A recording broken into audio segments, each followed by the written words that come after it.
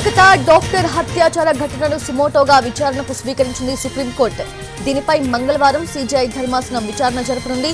మరోవైపు ఇప్పటికే కోల్కతా హైకోర్టు ఈ అంశంపై ఫోకస్ పెట్టింది. కేసును సీబీఐకి అప్పగించింది కూడా. దీంతో జూనియర్ డాక్టర్పై హత్యాచారం కేసులో సీబీఐ దర్యాప్తు కొనసాగుతోంది. సీబీఐ విచారణ జాబితాలో మాజీ ప్రిన్సిపల్ సందీప్ ఘోష్ తో పాటు మరో 40 మంది ఉన్నారు. సీబీఐ విచారణ జాబితాలో నిందితుడు సంజయ్ రాయ్, అతడి బంధువులు, స్నేహితులు, మెడికల్ కాలేజీలోని డాక్టర్, సిబ్బంది కూడా ఉన్నారు. వీరందరినీ ప్రశ్నించబోతున్నారు సీబీఐ అధికారులు. ఇప్పటికే ఆర్జీకర్ మెడికల్ కాలేజ్ మాజీ ప్రిన్సిపల్ సందీప్ ఘోష్ ని సుదీర్ఘంగా ప్రశ్నించింది సీబీఐ. నిందితుడికి సైకో అనలైజింగ్ టెస్ట్ చేయించనున్నారు సీబీఐ అధికారులు. సంజయ్ రాయ్ మానసిక స్థితిని విశ్లేషించబోతున్నారు వైద్యులు.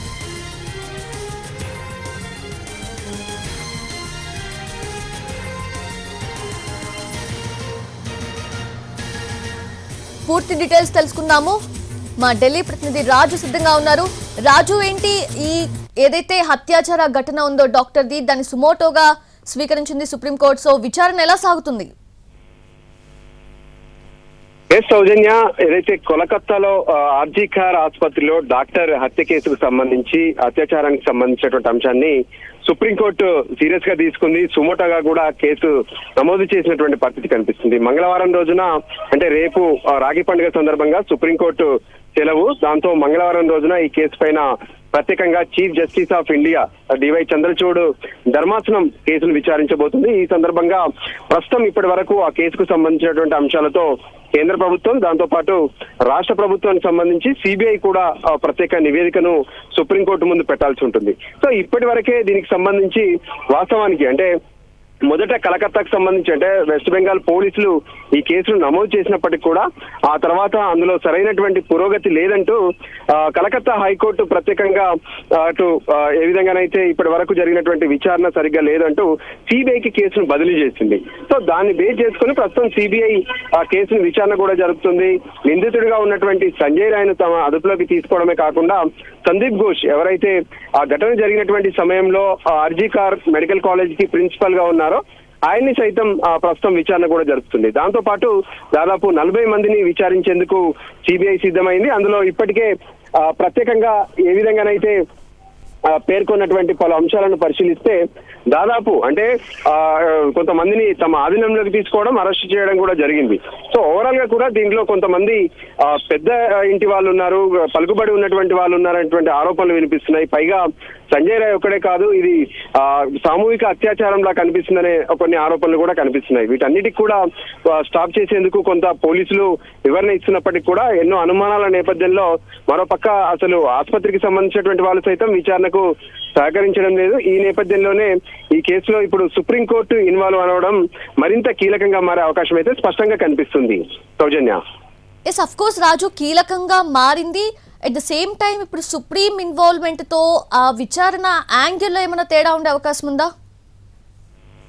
ఖచ్చితంగా, అంటే కేసు అనేది పారదర్శకంగా సాగేందుకు కావాల్సిన విధంగా ఇవ్వాల్సినటువంటి పూర్తి స్థాయి ఏదైతే ఆదేశాలు ఉంటాయో వాటన్నిటిని కూడా సుప్రీంకోర్టు ఇచ్చే అవకాశం కనిపిస్తుంది. అంటే మొదటి నుంచి ఏ విధంగా ఈ కేసు ఇప్పటి వరకు జరిగింది, ఆ కేసుకు సంబంధించినటువంటి దర్యాప్తు ఏంటి, దాంతో పాటు ఇప్పటి వరకు ఎవరెవరిని విచారించారు, ఇలా అన్ని విషయాలను తెలుసుకుంటూనే త్వరితగతిగా, అంటే గతంలో ఏ విధంగానైతే కొన్ని ఘటనలు జరిగాయో ఆ సమయంలో త్వరితగతిన విచారణను ఎలా పూర్తి చేయగలిగారు, నిందితులను ఏ విధంగా వాళ్ళని పట్టుకోగలిగారు, వాళ్ళని శిక్షించగలిగారు, ఇటువంటి అంశాలపైన సుప్రీంకోర్టు కొన్ని స్పష్టమైనటువంటి ఆదేశాలు ఇస్తుంది. సో ఆదేశాల ప్రకారం త్వరితగతిన కేసును పూర్తి చేసేందుకు కూడా అటు సిబిఐ దర్యాప్తు చేసే అవకాశం స్పష్టంగా కనిపిస్తుంది. సౌజన్య, ఇప్పటికే విచారణలో భాగంగా మాజీ ప్రిన్సిపల్ సందీప్ ఘోష్ ని పిలవడం, విచారించడం, ప్రశ్నల వర్షం కురిపించడం కూడా జరిగింది సిబిఐ. సో ఏమైనా ఇన్ఫర్మేషన్ ఉందా రాజు? అంటే లైక్ ఆ విచారణ ఎలా సాగింది, ఎంతవరకు సహకరించారు సందీప్ ఘోష్ అనే విషయాలు ఏమైనా తెలుసాయా మనకి? వాస్తవానికి ఈ ఘటన 9వ తేదీన జరిగింది. ఆగస్టు 9వ తేదీన జరిగిన తర్వాత, అంటే అర్ధరాత్రి, అంటే 3 గంటల నుంచి 5 గంటల మధ్య ఈ ఘటన జరిగి ఉంటుందని చెప్పి ఇప్పటికే కొంత అటు పోలీసులు చెప్తున్నటువంటి దాని సమాచారం. సో ఈ నేపథ్యంలో ఇంతకీ ప్రిన్సిపల్ కి సమాచారం ఎప్పుడు అందింది, ఆ తర్వాత అతను తీసుకున్నటువంటి చర్యలేంటి, మరోపక్క పోలీసులు సైతం అనుమానాస్పద కేసుగానే అసహజంగా తను మృతి చెందిందనే విషయాన్ని స్పష్టం చేశారు. సో ఈ విషయాలన్నిటిపైన కూడా కొంత హైకోర్టు సీరియస్ అయింది. దానికి అనుగుణంగానే ప్రిన్సిపల్ సరైనటువంటి సమాచారం ఇవ్వలేదనే విషయంలో అతను ఇప్పుడు ప్రస్తుతం రాజీనామా కూడా చేశారు తన ప్రిన్సిపల్ పదవికి.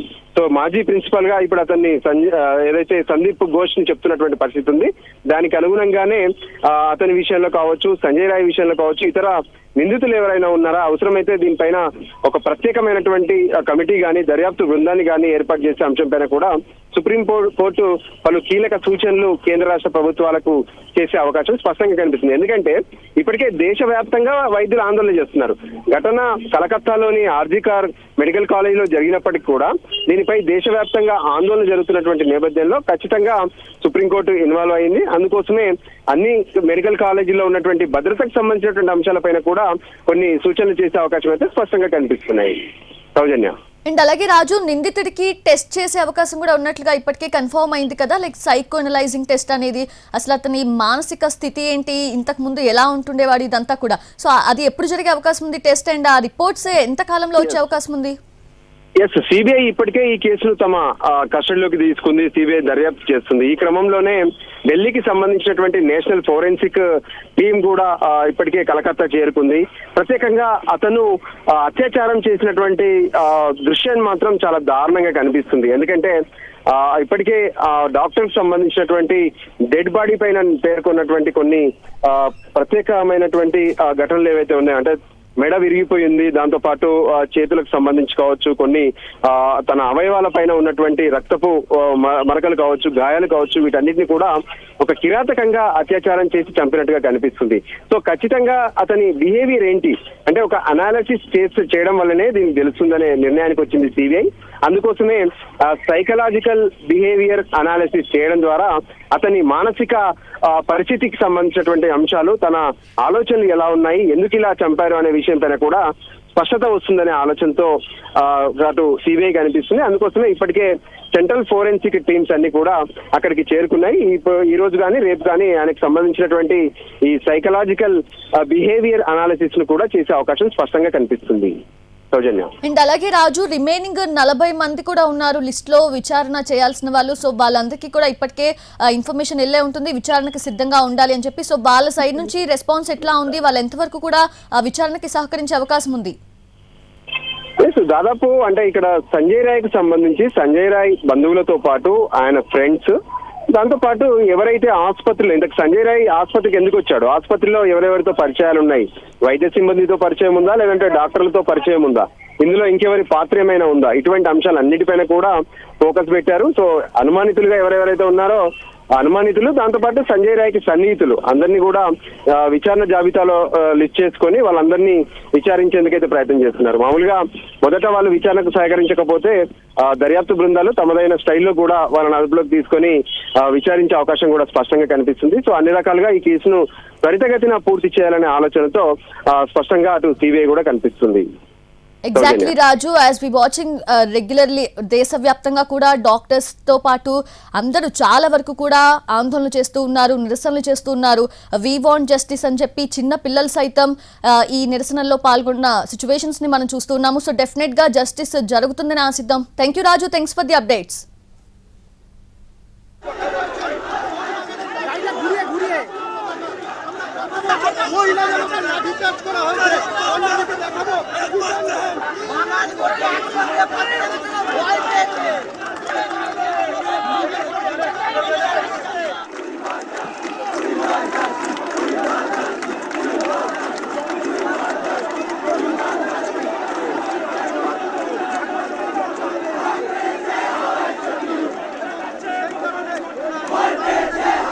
అత్యాచార ఘటనపై కోల్కతాలో నిరసనలు కొనసాగుతున్నాయి. డ్యూరాండ్ కప్ మ్యాచ్ ని నిరసనకారులు అడ్డుకున్నారు. దీంతో నిర్వాహకులు ఈ మ్యాచ్ ని రద్దు చేశారు.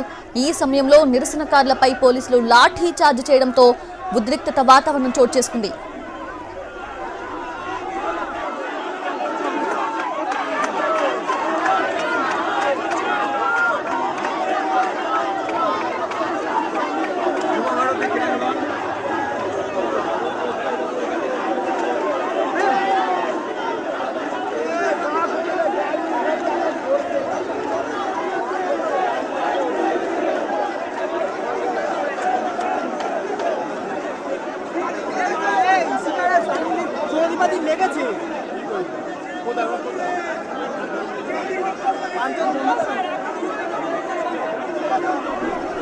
హత్యాచార ఘటనపై కోల్కతాలో నిరసనలు కొనసాగుతున్నాయి. డ్యూరాండ్ కప్ మ్యాచ్ ని నిరసనకారులు అడ్డుకున్నారు.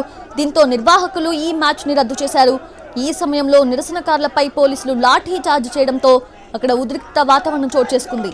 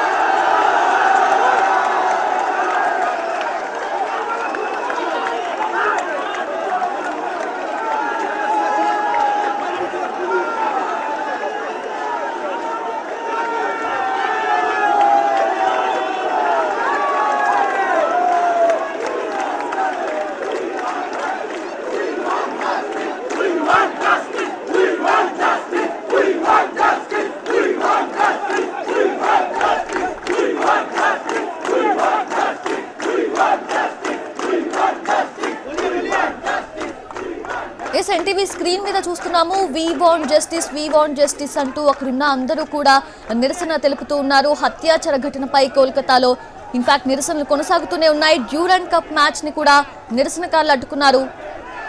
దీంతో నిర్వాహకులు ఈ మ్యాచ్ ని రద్దు చేశారు. ఈ సమయంలో నిరసనకారులపై పోలీసులు లాఠీ చార్జ్ చేయడంతో అక్కడ ఉద్రిక్తత వాతావరణం చోటు చేసుకుంది.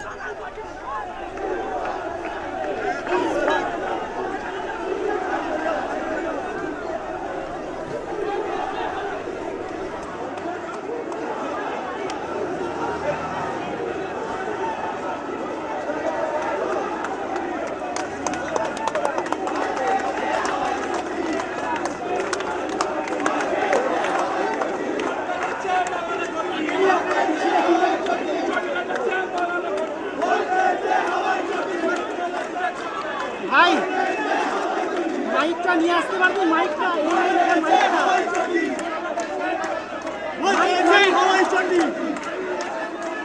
মাইকটা নিয়ে আসতে পারবি? কোথায় আছে জানিস তো?